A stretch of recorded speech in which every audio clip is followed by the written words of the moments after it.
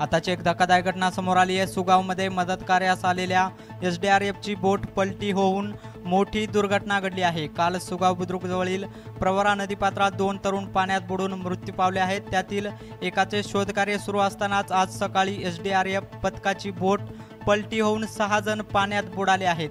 त्यात 5 जण एसडीआरएफचे तर 1 जण स्थानिक असल्याची माहिती मिळते। त्यातील 3 ते 4 जणांचा मृत्यू झाला आहे, तर 2 जणांची प्रकृती चिंताजनक असल्याची प्राथमिक माहिती समजत आहे। त्यांचे बचाव कार्य सुरू असताना राष्ट्रीय आपत्ती प्रतिसाद पथकाचे अनेक जवान पाण्यात बुडाले आहेत।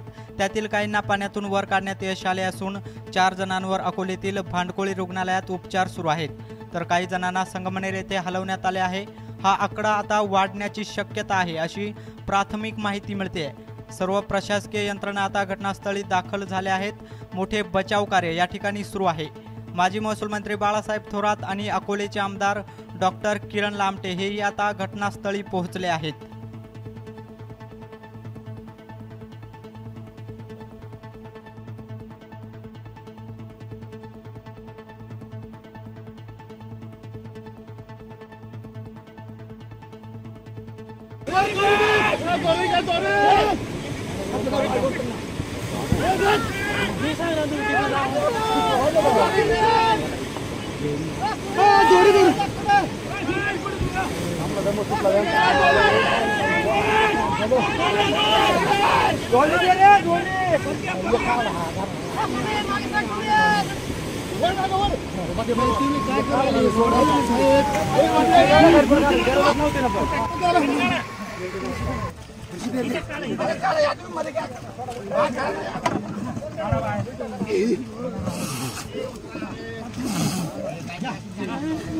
यार करना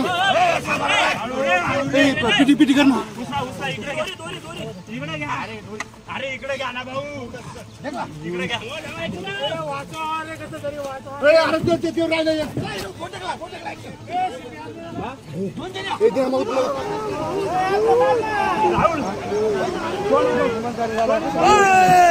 तो काढा ना तो पुढे चालला एक लोरी